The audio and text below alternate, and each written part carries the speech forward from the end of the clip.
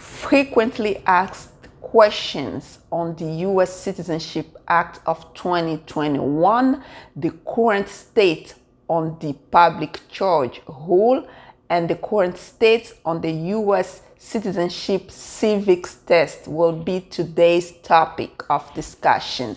Bijoux Ngwanda here, immigration lawyer in the DC metropolitan area. If you're new to my channel, please go ahead and subscribe.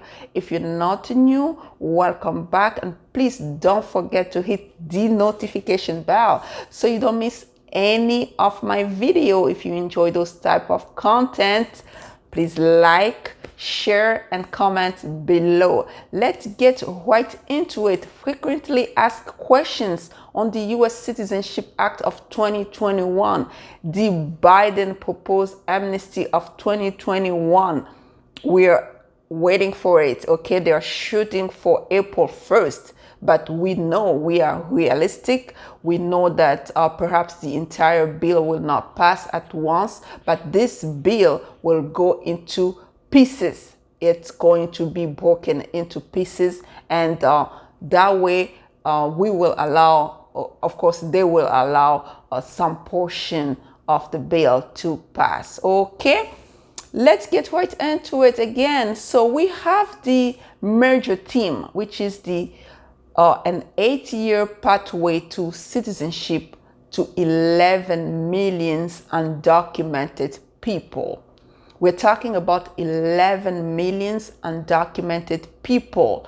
But let's first define what is undocumented, because we have received a lot of questions because there's a lot of confusion about the word undocumented. Who is undocumented?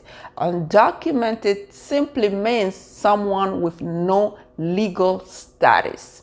For example, if you have a case pending, asylum case pending, and you have never received an approval on your asylum case, you are considered undocumented.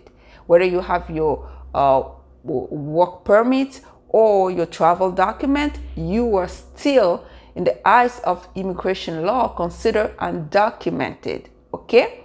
So if you have a visa currently that has been expired currently, let's say you are a student on a visa and your visa has expired, from the time being that the visa has expired to the time of renewal, you are considered undocumented because you have no valid visa on your passport.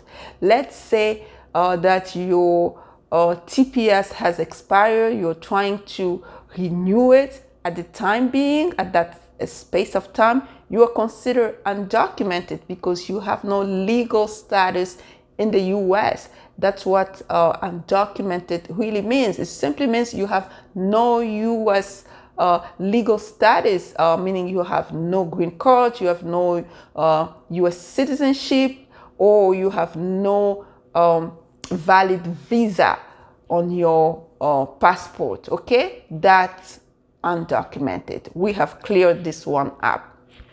Now we have the same question coming. My asylum case is pending. Am I going to be part of this bill?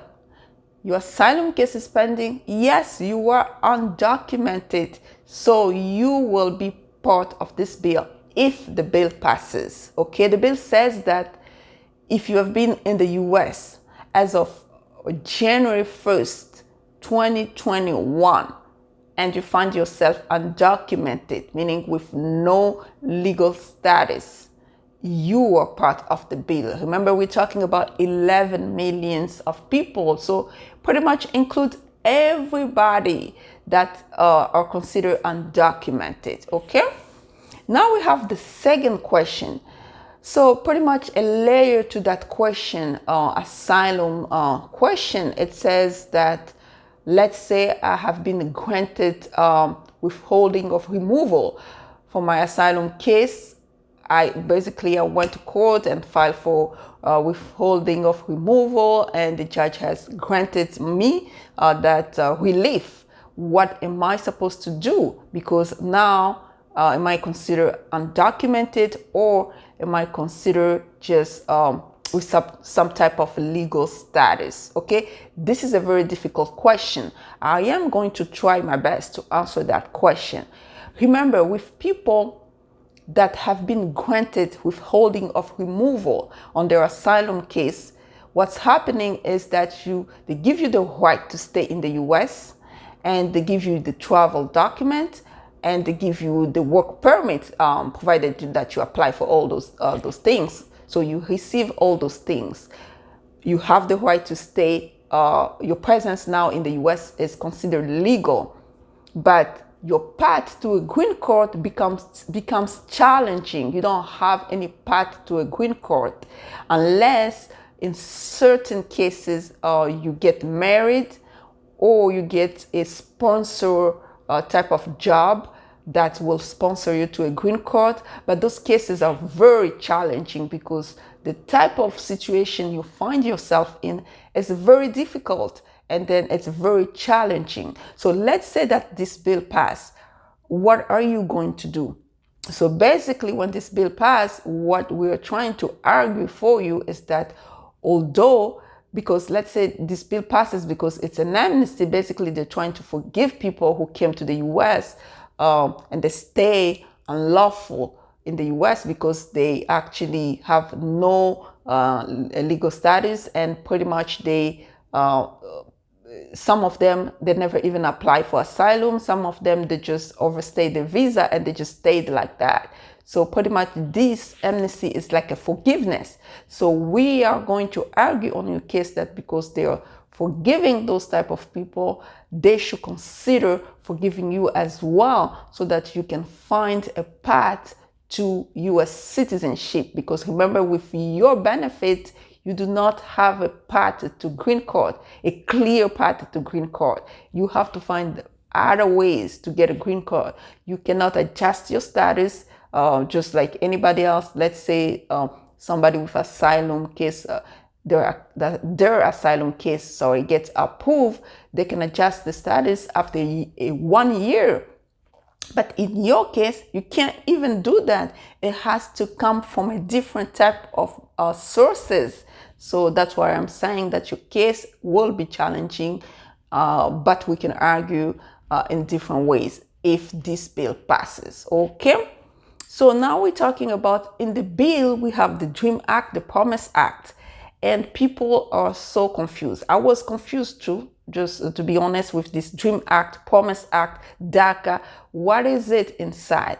Let's say the entire bill doesn't pass, and then they only pass the DREAM Act and the Promise Act. What's gonna happen? People who have been here, first of all, DACA recipients are included automatically, and then people who have been here when they were under 18 years old, okay? They've been brought to the US illegally, under 18 years old, they will benefit from this bill. And then as far as Promise Act is concerned, that's for TPS individual, people who have their TPS status current or not current, they will be considered in that bill as well. And then we have the Agriculture Act. Now I'm just breaking it into pieces because everything is in this big US Citizenship Act of 2021. But I'm saying that in case that 8-year pathway to citizenship to 11 million individuals does not work, that's what they're going to do, break it into pieces. So that's why I'm going with this breakdown. So Agriculture Act, that for agricultural workers, they say whether the work was seasonal or permanent, you'll be included. So basically farmers, people who work in the agriculture industry, okay? That's very specific, agriculture industry. It's defined in the statute. You have to go ahead and just Google it. What is Agriculture Act? What is it that is considered farmers for the purpose of this particular bill, okay? But they are talking about agriculture, so basically you have to be considered a farmer, somebody who works in the agriculture industry, okay? So, and then we have a student with STEAM degrees, which are PhDs, advanced degree in the engineer, technology, or a mathematics department, they will also have an opportunity to apply for green card and stay. And then we have H-1B holders, H-4 dependents of H-1B visa holders. They will have an opportunity as well. Their age will not age out. So basically their age will freeze until their parents receive their green card. So that's what we've been pretty much having questions about, especially with those asylum case pending. Really, if your asylum case is pending, it means you are undocumented. You have never received an approval, so you are considered undocumented. And this bill, if it passes in its entirety, so you will be part of this proposal, and you will gain your pathway to U.S. citizenship. And remember, it comes with steps. First, you have the temporary legal status. They call you now prospective immigrant, and then you after you gain that status for 6 or 5 years, it's kind of confusing, that part as well. But anyway, after that, then you will be eligible to apply for U.S. citizenship. It's a long shot, but at least you have your travel document, a work permit, and just move around as everybody else is doing. That was it for those questions. And now let's go into the news. What is going on with public charge? Oh my gosh, they need to take this Form I-944. They just need to get rid of it. Please just get rid of it. What's going on is the Supreme Court has decided to take upon the case, meaning that they will finally make a final decision, a ruling on that public charge rule, whether people are required to file Form I-944. So they are going to take their, they already took the case, but they are going to pretty much give us a ruling on it. So pretty much the case is now in the hands of the 9 justices. And the good news is only one of them is in favor of it. The other one are not in favor of it. So 8 and 1, so 8 will probably win. So we are expecting good news to come out of that Supreme Court, okay? So what's going on now with the, let me go back again with this public charge rule. Remember that not everybody is required to file the Form I-944. That form is for declaring that you are self-sufficient financially when you adjust your status to a green card. Mostly applied to family-based green card and employment-based green card and entrepreneur green card, stuff like that. But people in the humanitarian side, most of the time they're exempt. They are not required to apply with that form along. But so that's what's going on, and that form is very intense, and the required document that you file with that form, oh my gosh, the list is long. It just gives you a headache just from reading it. So if they can just get rid of it, my friend, we will be so happy and life will be much easier, okay? Please, the Supreme Court, just make your final ruling. It's actually going to take at least 6 weeks for us to know.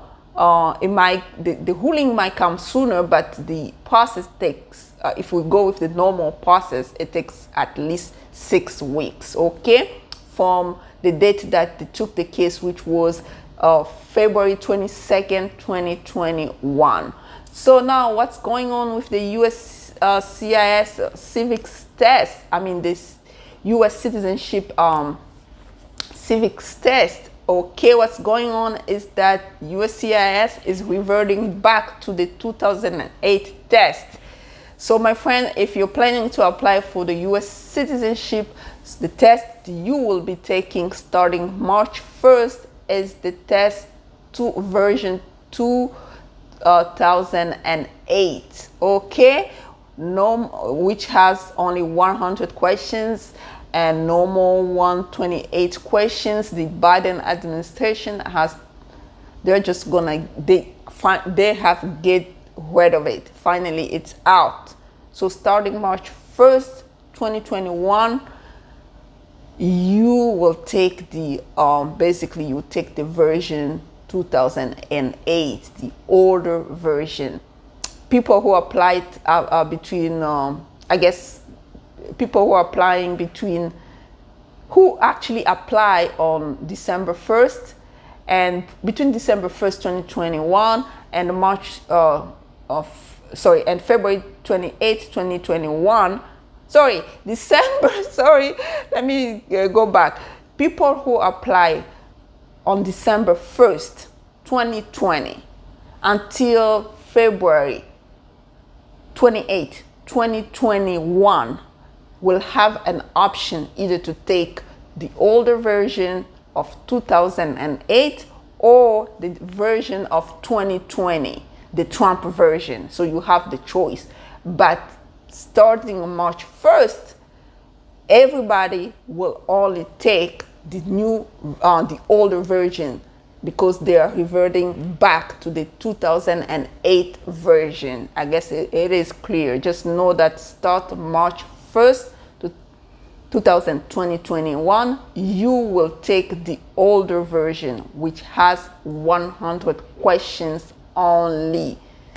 U.S. immigration is something, my friend, every time we have to keep updating you because it's political.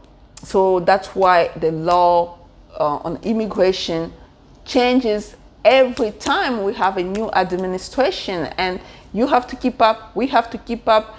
Very stressful type of practice, but that's the nature of the business. And today, my friend, that was it, and it was U.S. immigration and your friend Bijoux Ngwanda here, immigration lawyer in the DC metropolitan area. Until next time, bye bye.